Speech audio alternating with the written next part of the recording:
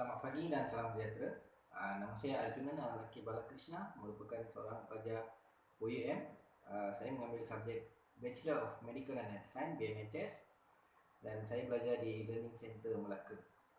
Hari ini saya akan menerangkan mengenai Clinical Practice Mental Health NBCP 3912, di mana saya telah menjalani latihan klinikal di Hospital Tunku Jaafar, Seremban, iaitu unit psikiatrik. Okey, hari ini saya akan explain mengenai skizofrenia, iaitu salah satu masalah kesihatan mental, di mana skizofrenia ini merupakan salah satu masalah utama kepada kebanyakan lapisan masyarakat. Okey, saya memilih topik skizofrenia ini kerana ianya lebih mudah untuk difahami dan diperjelaskan dan mudah untuk mengenal pasti pesakit yang mengalami skizofrenia. Okey, apa yang akan dijelaskan adalah epidemiologi, definition, clinical features, causes, types, risk factors, investigation, management, complication serta case study yang telah saya buat untuk semester 7 2021 ini. Okey, epidemiology adalah lifetime prevalence of about 1%. No difference related to culture or race. Onset in men is usually earlier, iaitu 15 hingga 24 tahun berbanding dengan perempuan, di mana ianya merangkumi umur 25 hingga ke 34 tahun. Penyebab ataupun etiologi adalah viral infection, immune disorder ataupun genetik. Viral infection boleh berlaku pada bahagian fizikal badan manusia dan boleh menyebabkan sebarang kecacatan. Sama juga dengan immune disorder ataupun genetik daripada keturunan yang dialami seseorang pesakit mempunyai masalah daripada segi genetik. Okey, terdapat 5 jenis skizofrenia, iaitu yang pertamanya adalah paranoid skizofrenia, yang kedua disorganized skizofrenia, yang ketiga catatonic skizofrenia, yang keempat undifferential skizofrenia, yang kelima residual skizofrenia. Okey, sebelum saya menjelaskan kelima-lima jenis skizofrenia, saya ingin menjelaskan mengenai maksud definisi kesihatan mental oleh WHO, World Health Organization, di mana kesihatan mental mempengaruhi kelakuan dan tingkah laku individu yang boleh mengalami corak kehidupan yang normal setiap hari. Contohnya boleh mengatasi stres di kehidupan harian, boleh memikirkan idea yang realistik dan logik, dan boleh melakukan kehidupan harian secara normal. Itu adalah salah satu contoh bagi definisi kesihatan mental. Okey, untuk paranoid schizophrenia is characterized by delusion and auditory hallucination, but relatively normal intellectual functioning and expression of affect. The delusion can be often be about being persecuted unfairly or being some other person who is famous. People with paranoid type schizophrenia can exhibit anger, aloofness, anxiety, and argumentativeness. Okey, di mana kategori ini adalah mempunyai delusi ataupun auditory hallucination, tetapi boleh mempunyai sifat-sifat yang normal. Selain itu, boleh menganggap dirinya sebagai seseorang yang terkenal, dan jenis ini mempunyai masalah dari segi anxiety, boleh hilang kesabaran, serta sifat yang argument, yang dimana mempertikaikan segala-segala isu. Untuk disorganized schizophrenia is characterized by speech and behavior that are disorganized or difficult to understand and flattening or inappropriate emotion, di mana perubahan daripada tingkah laku dan percakapan yang boleh mengganggu dari segi emosi. People with disorganized type schizophrenia may laugh at the changing color of a traffic light or at something not close related to what they are saying or doing. Okey, contohnya seorang pesakit skizofrenia melihat kepada perubahan lampu isyarat yang berlaku dan ketawa sendirian, di mana beliau merasakan perkara itu adalah lucu dan memberi kegembiraan kepada beliau. Selain itu, dia disorganized behavior may disrupt normal activities such as showering, dressing and preparing meals.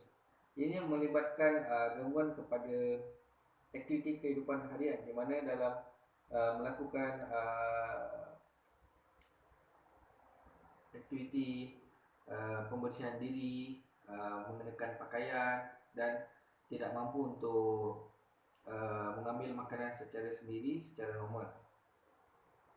Untuk catatonic schizophrenia is characterized by a disturbance of movement. Ini berlaku permasalahan daripada segi pergerakan individu tersebut, di mana people with catatonic type of schizophrenia may keep themselves completely immobile or move all over the place, di mana mereka tidak bergerak dari satu tempat ke satu tempat yang lain, ataupun sentiasa bergerak dari satu tempat dan satu ke tempat yang lain. They may not say anything for hours, or they may repeat anything you say or do senseless. Kadang-kadang mereka tidak bercakap untuk jangka masa yang lama, untuk beberapa jam, ataupun mereka mengulang ayat-ayat yang sama, ataupun membuat perkara yang tidak logik. Either way, the behavior is putting these people at higher risk because it impairs their ability to take care of themselves. Ini menyebabkan berlakunya risiko yang tinggi kerana mereka tidak dapat menjalani kehidupan harian yang normal dan mengganggu aktiviti harian mereka. Untuk undifferentiated schizophrenia is characterized by episode of 2 or more of the following symptoms such as delusion, hallucination, disorganized speech or behavior. Okey, apa yang dimaksudkan adalah mempunyai ciri-ciri dua ataupun lebih kepada simptom seperti delusion, hallucination, disorganized speech or behavior. Catatonic behavior or negative symptom, but the individual does not qualify for the diagnosis of paranoid, disorganized or catatonic type of schizophrenia. Untuk residual schizophrenia is characterized by a past history of at least one episode of schizophrenia, but the person currently has no positive symptom.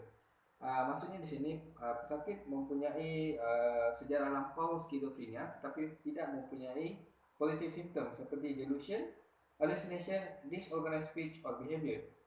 It may represent a transition between a full-blown episode and complete remission, or it may continue for years without any further psychotic episode. Ianya boleh berlaku untuk jangka masa yang lama, untuk contohnya untuk beberapa tahun, dan mengakibatkan penurunan daripada tindak balas aktiviti harian. Okey, maklumat pesakit yang saya ambil untuk melakukan kes tadi ini adalah beliau merupakan Mr. K, berumur 35 tahun, bekerja sebagai pengurus bank, tidak mempunyai sebarang masalah kesihatan ataupun pembedahan, telah berkahwin dan mempunyai 2 anak, tiada masalah alergi ubat ataupun tidak mengambil sebarang alkohol ataupun tidak merokok. Okey, senario yang diberikan adalah wife kepada pesakit telah membawa pesakit ke bahagian Jabatan Kecemasan dengan Trauma, di mana mempunyai masalah suicidal attempts of few times, hallucination, withdrawal from family and friends, insomnia, depressed mood dan lack of motivation. Okey, definition untuk schizophrenia adalah psychiatric diagnosis characterized by continuous or relapsing episode of psychosis. Is a chronic and severe mental disorder that affects how a person thinks, feels and behave. People with schizophrenia may seem like they have lost touch with reality, di mana ianya tertumpu kepada masalah di mana gangguan terhadap pemikiran, perasaan dan tingkah laku. Okey, ciri-ciri klinikal adalah seperti withdrawal from family and friends, drop of performance, delusion, hallucination, trouble in sleeping, irritability or depressed mood, disorganized thought and speech. Ini adalah terbagi kepada 3, iaitu cognitive symptom, positive symptom dan negative symptom. Risiko ataupun faktor-faktor risiko adalah genetik, di mana kemungkinan pesakit mempunyai sejarah genetik yang mempunyai skizofrenia. environment yang mengakibatkan suasana yang stres, dan brain structure and function. Neurotransmitter boleh menyebabkan berlakunya skizofrenia. Selain itu, pregnancy and birth complication, malnutrition ataupun exposure to toxin or viruses, ataupun pengambilan daripada segi ubat-ubatan yang terlarang ataupun danah boleh menyebabkan masalah gangguan mental, terutamanya skizofrenia. Okey, ini adalah contoh gambar skizofrenia yang saya telah diberikan di sini, di mana pesakit mengalami kemurungan dan bersendirian dengan memikirkan beberapa perkara yang tidak baik. Contohnya perlu menyelamatkan diri daripada bahaya, tidak menyayangi diri sendiri dan sebagainya. Gambar ini pula adalah imajinasi mengenai benda yang tidak nyata. Okey, pemeriksaan yang boleh dilakukan adalah complete medical history and physical examination. Complete medical history and physical examination memerlukan masa di mana perawat perlu mengambil segala data daripada pesakit dan juga keluarga dan juga rakan-rakan yang dikenali oleh pesakit. Okey. Mempunyai psychiatric evaluation, di mana untuk unit psychiatric mereka mempunyai satu penilaian yang khas, di mana mereka boleh menilai tahap stres ataupun tahap kesihatan mental seseorang pesakit tersebut. Okey, routine blood test dan urine test adalah amat perlu, contohnya seperti full blood count, renal profile, urine for drug test dan sebarang ujian kencing yang lain. Salah satu ujian lain adalah diagnostic test such as MRI atau CT scan untuk kita membuat scan imbasan otak.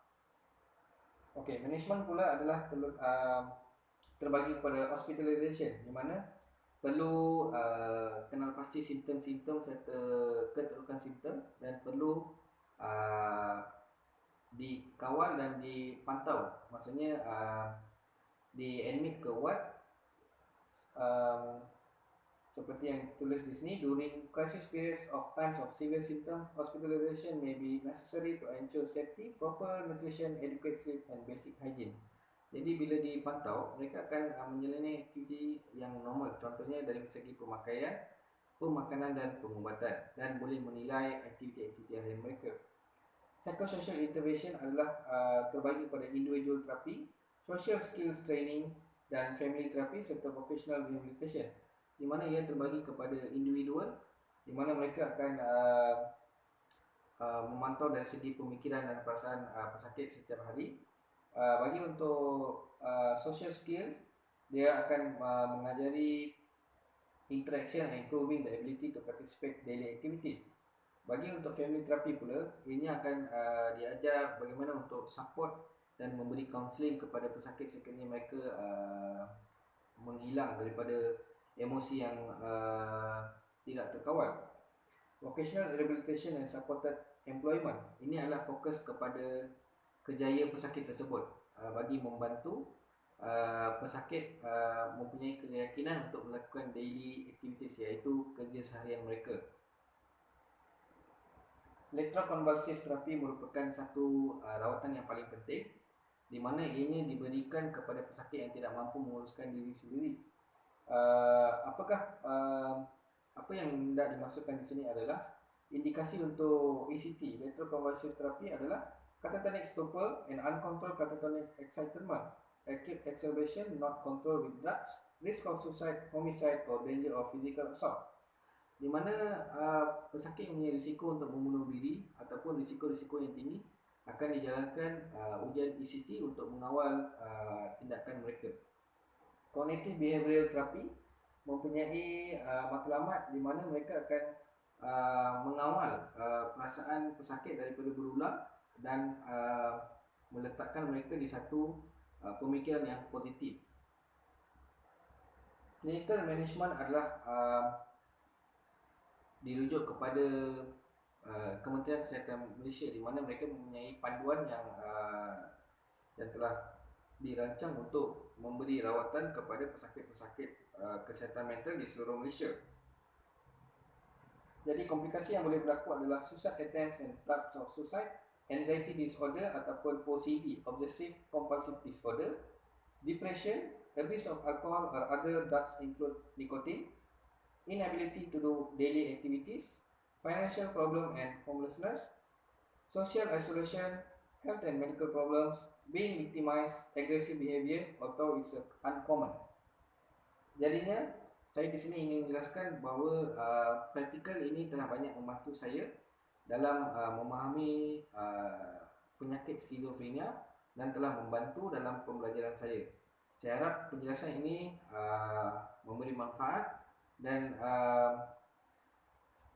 digunakan untuk pendidikan yang akan datang. Sekian, terima kasih.